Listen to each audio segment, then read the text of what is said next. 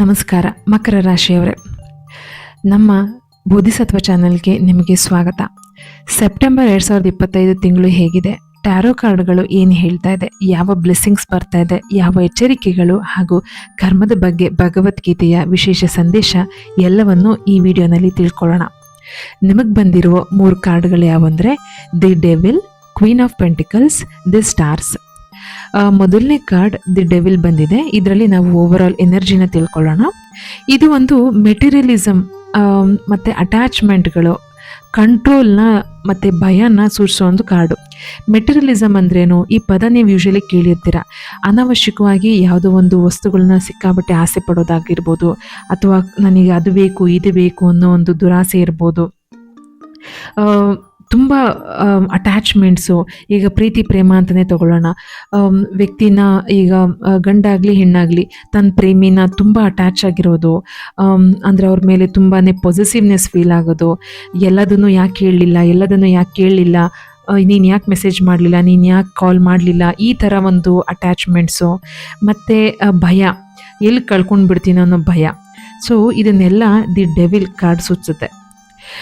ಈ ತಿಂಗಳಲ್ಲಿ ನೀವು ಯಾವುದೋ ಒಂದು ಡಿಪೆಂಡೆನ್ಸಿ ಅಥವಾ ನೆಗೆಟಿವ್ ಹ್ಯಾಬಿಟ್ನಿಂದ ಮುಕ್ತಿ ಪಡಿಬೇಕು ಅಂತ ಹೇಳ್ತಾ ಇದೆ. ನೀವು ಹೊಂದುತ್ತೀರಾ ಅಂತ ಹೇಳ್ತಾ ಇಲ್ಲ, ಈ ನೆಗೆಟಿವ್ ಹ್ಯಾಬಿಟಿಂದ ಮುಕ್ತಿ ಪಡೆಯೋ ಅಂಥ ಟೈಮ್ ಇದು. ನಿಮಗೆ ಇಷ್ಟು ದಿನ ಯಾವುದೋ ಒಂದು, ಈಗ ಸಿಗರೇಟ್ನೇ ತಗೊಳ್ಳೋಣ, ನಿಮಗೆ ಸಿಗಾರ್ನ ಬಿಡಬೇಕು ಅಂತ ಅನ್ನಿಸ್ತಾ ಇರುತ್ತೆ, ಬಟ್ ಬಿಡ್ಲಿಕ್ಕೆ ಆಗ್ತಾ ಇರಲ್ಲ. ಈ ತಿಂಗಳಲ್ಲಿ ಇದನ್ನು ಬಿಟ್ಟರೆ ನಿಮಗೆ ಜೀವನದಲ್ಲಿ ಒಳ್ಳೆ ಸೂಚನೆಗಳು ಬರೋಕ್ಕೆ ಶುರುವಾಗುತ್ತೆ. ಟಾಕ್ಸಿಕ್ ಸಂಬಂಧಗಳಿರುತ್ತೆ, ಅಂದರೆ ಪ್ರೀತಿನಲ್ಲಿ ರಿಲೇಷನ್ನಲ್ಲಿ ಚೆನ್ನಾಗೇ ಇರೋದಿಲ್ಲ. ವ್ಯಕ್ತಿ ನಿಮ್ಮನ್ನು ತುಂಬ ಕೀಳರಿಮೆಯಿಂದ ನೋಡ್ಕೋತಾ ಇರ್ತಾರೆ, ಅದು ನಿಮಗೆ ಗೊತ್ತಿರುತ್ತೆ, ಬಟ್ ಸ್ಟಿಲ್ ನೀವು ಹಾಗೆ ಇರ್ತೀರ. ಈ ತಿಂಗಳಲ್ಲಿ ನೀವು ಅದಕ್ಕೆ ಒಂದು ಮುಕ್ತಿ ಹಾಡಲೇಬೇಕು ಅನ್ನೋದು ಸೂಚನೆ ಕೊಡ್ತಾ ಇದೆ. ಓಕೆನಾ. ಓವರ್ ವರ್ಕ್ ಮತ್ತು ಅನ್ಹೆಲ್ತಿ ಲೈಫ್ ಸ್ಟೈಲ್ ಕೂಡ, ಕೆಲವರು ತುಂಬ ಜಂಕ್ ಫುಡ್ ತಿಂತಾ ಇರ್ತಾರೆ, ಬರ್ಗರು ಪಿಜ್ಜಾ ಅದು ಇದು ಅಂತ ಏನೇನೋ ತಿಂತಾ ಇರ್ತಾರೆ. ಆ ಅನ್ಹೆಲ್ತಿ ಹ್ಯಾಬಿಟ್ನ ದಯವಿಟ್ಟು ನಿಲ್ಲಿಸಬೇಕು ಅನ್ನೋದನ್ನು ಈ ಕಾರ್ಡ್ ಸೂಚಿಸ್ತಾ ಇದೆ. ಎರಡನೇ ಕಾರ್ಡ್ ಕ್ವೀನ್ ಆಫ್ ಪೆಂಟಿಕಲ್ಸ್. ಇದು ಇನ್ನೂ ಸ್ವಲ್ಪ ಒಳ್ಳೆ ವಿಚಾರಗಳನ್ನ ಹೇಳ್ತಾ ಇದೆ.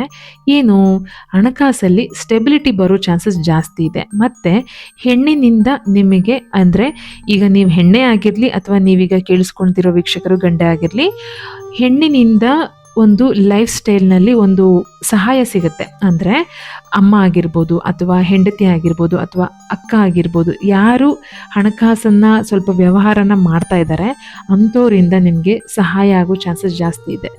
ಮತ್ತು ಪ್ರಾಪರ್ಟಿ ಇನ್ವೆಸ್ಟ್ಮೆಂಟ್ಗಳಲ್ಲಿ ಯಾರು ಸ್ಟಕ್ ಆಗಿದ್ದೀರೋ ನಿಮಗೀಗ ಒಳ್ಳೆ ಸೂಚನೆಗಳು ಬರುತ್ತೆ. ಮತ್ತು ಮನೆಗೆ ರಿಲೇಟೆಡ್ ಮ್ಯಾಟರ್ಸ್ಗಳಲ್ಲಿ ಪ್ರೋಗ್ರೆಸ್ ಕಾಣುತ್ತೆ. ಓಕೆನಾ.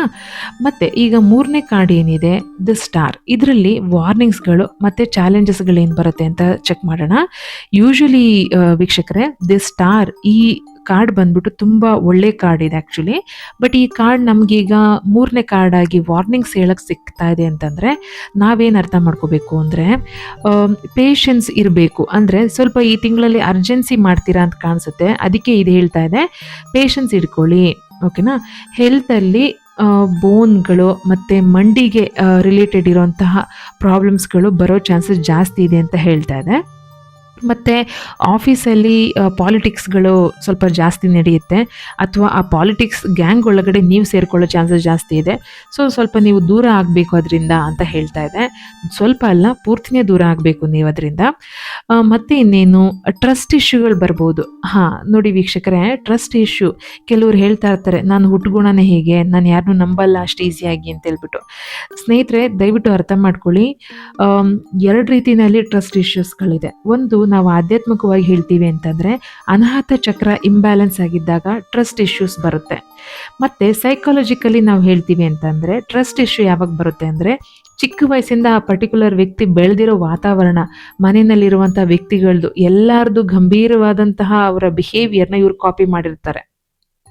ಹಾಗಾಗಿ ಅವರಿಗೆ ಯಾರನ್ನು ಕಂಡ್ರು ಅಥವಾ ಯಾವ ವಸ್ತು ಮೇಲೂ ಅಥವಾ ಯಾವ ಜಾಬ್ ಮೇಲೂ ಅವರಿಗೆ ನಂಬಿಕೆ ಅನ್ನೋದೇ ಇರೋದಿಲ್ಲ, ಎಲ್ಲದನ್ನು ಅನುಮಾನ ಪಡ್ತಾ ಇರ್ತಾರೆ. ಆ್ಯಕ್ಚುಲಿ ಇದು ತುಂಬ ಡೇಂಜರ್ ಬಿಹೇವಿಯರ್. ಇದನ್ನು ನಿಜವಾಗ್ಲೂ ನಿಮ್ಮ ಕಣ್ಣಿಗೆ ಅಥವಾ ನಿಮ್ಮ ಫ್ಯಾಮಿಲಿನಲ್ಲಿ ಯಾರಾದರೂ ಇದ್ದಾರೆ ಅಂತ ಅಂದರೆ ದಯವಿಟ್ಟು ಅವ್ರಿಗೆ ಕೌನ್ಸಿಲಿಂಗ್ ಕೊಡಿಸ್ಬೇಕಾಗಿ ಬರುತ್ತೆ. ಟ್ರಸ್ಟ್ ಇಶ್ಯೂ ನಿಜವಾಗ್ಲೂ ಒಳ್ಳೆಯದಲ್ಲ. ಈ ಟ್ರಸ್ಟ್ ಇಶ್ಯೂ ನಿಮಗೆ ಈ ತಿಂಗಳಲ್ಲಿ ಸ್ವಲ್ಪ ಜಾಸ್ತಿ ಇದೆ ಅಂತ ಬರ್ತಾ ಇದೆ. ಅಂದರೆ ಯಾರನ್ನೂ ನಂಬದಲ್ಲೇ ಇರುವಂಥ ವ್ಯಕ್ತಿಗಳವರು. ಓಕೆನಾ. ಮತ್ತು ಈ ಥರ ವಿಚಾರದಿಂದ, ಈ ಇಶ್ಯೂಯಿಂದ ಹೊಸ ವಿಚಾರಗಳು, ಹೊಸ ವ್ಯಕ್ತಿಗಳು ಅವರು ಪರಿಚಯನೇ ಮಾಡ್ಕೊಳಕ್ಕೆ ಇಷ್ಟಪಡಲ್ಲ. ಅವ್ರು ಯಾವುದೋ ಒಂದು ಕೂಪಮಂಡುಕ ಥರ ಯಾವುದೋ ಒಂದು ವಿಚಾರದಲ್ಲಿ ಸ್ಟಕ್ ಆಗಿದ್ರೆ ಅವ್ರು ಅದರಲ್ಲೇ ಖುಷಿ ಪಡ್ತಾ ಇರ್ತಾರೆ. ಅದೇ ಕಂಫರ್ಟ್ ಝೋನಲ್ಲಿ ಇರ್ತಾರೆ. ಓಕೆನಾ? ಮತ್ತೆ ಹೊಸ ವ್ಯಕ್ತಿಗಳ ಮೇಲೆ ಓವರ್ ಡಿಪೆಂಡೆಂಟು ಕೆಲವ್ರು ಆಗ್ತಾ ಇರ್ತೀರ, ಅದನ್ನು ಮಾಡಬಾರ್ದು ಅಂತ ಹೇಳ್ತಾ ಇದೆ. ಹೊಸ ವ್ಯಕ್ತಿಗಳನ್ನು ವಿಚಾರಗಳನ್ನು ಚೆಕ್ ಮಾಡಿಕೊಂಡು ಆ ವ್ಯಕ್ತಿ ಮೇಲೆ ನಿಮಗಿರೋ ಒಪಿನಿಯನ್ ಏನು, ಸುತ್ತಮುತ್ತ ಇರೋರುಗಳ ಒಪಿನಿಯನ್ ಏನು ಅಂತ ಚೆಕ್ ಮಾಡಿಕೊಂಡು ನೀವು ಅವ್ರದ್ದು ಸ್ನೇಹ ಬೆಳೆಸ್ಬೇಕಾಗತ್ತೆ. ಮತ್ತೆ ಹೇಳ್ತೀನಿ ಕೇಳಿ ವೀಕ್ಷಕರೇ, ಟ್ರಸ್ಟ್ ಇಶ್ಯೂ ಇದ್ದರೆ ಅದನ್ನು ದಯವಿಟ್ಟು ಕೌನ್ಸಿಲಿಂಗ್ ಮೂಲಕ ಅಥವಾ ಮೆಡಿಟೇಷನ್ ಮೂಲಕ ಅದನ್ನು ಬ್ಯಾಲೆನ್ಸ್ ಮಾಡ್ಕೋಬೇಕು. ಟ್ರಸ್ಟ್ ಇಶ್ಯೂ ಇರೋದು ಒಳ್ಳೆಯದಲ್ಲ. ಓಕೆ, ಈ ತಿಂಗಳಲ್ಲಿ ಭಾಗ್ಯದ ಬಣ್ಣ ಬಂದು ಡಾರ್ಕ್ ಗ್ರೀನ್, ಗಾಢ ಹಸಿರು. ಭಾಗ್ಯದ ಸಂಖ್ಯೆ 8. ಹಾಗೆ ಅಫರ್ಮೇಷನ್ ಏನು ಹೇಳ್ಕೊಳ್ಳೋಣ, ಏನು ಪ್ರಾಬ್ಲಮ್ಸ್ಗಳು ಬರ್ತಾ ಇದೆ, ನನಗೆ ಇಲ್ಲಿ ಹ್ಯಾಂಡಲ್ ಮಾಡೋಕ್ಕೆ ಆಗ್ತಾ ಇಲ್ಲ ಅಂತ ನಿಮ್ಗೆ ಅನಿಸ್ದಾಗ ಈ ಸೆಂಟೆನ್ಸ್ನ ದಯವಿಟ್ಟು ಹೇಳ್ಕೊಳ್ಳಿ. ನಾನು ನೆಗೆಟಿವಿಟಿನ ಬಿಡ್ತಾ ಇದ್ದೀನಿ ಅಥವಾ ನೆಗೆಟಿವ್ ಗ್ಯಾಂಗ್ಗಳು ಅಥವಾ ಗ್ರೂಪನ್ನು ಬಿಡ್ತಾ ಇದ್ದೀನಿ. ನನ್ನ ಅವಕಾಶಗಳು ತುಂಬ ಶ್ರೇಷ್ಠವಾಗಿದೆ, ಶ್ರೇಷ್ಠ ಅವಕಾಶಗಳು ನನ್ನ ಹತ್ರ ಬರ್ತಾ ಇದೆ, ನಾನು ಅದನ್ನು ಸ್ವೀಕಾರ ಮಾಡ್ತೀನಿ. ಇನ್ನೊಂದು ಸತಿ ಹೇಳ್ತೀನಿ ಕೇಳಿ, ನಾನು ನೆಗೆಟಿವಿಟಿನ ಬಿಡ್ತಾ ಇದ್ದೀನಿ ಮತ್ತು ಶ್ರೇಷ್ಠ ಅವಕಾಶಗಳನ್ನು ಸ್ವೀಕಾರ ಮಾಡ್ತೀನಿ ಅಂತ ಹೇಳ್ಕೊಳ್ಳಿ. ಮಿನಿಮಮ್ 11 ಸತಿನಾದರೂ ಖಂಡಿತ ಹೇಳ್ಕೊಳ್ಳಿ.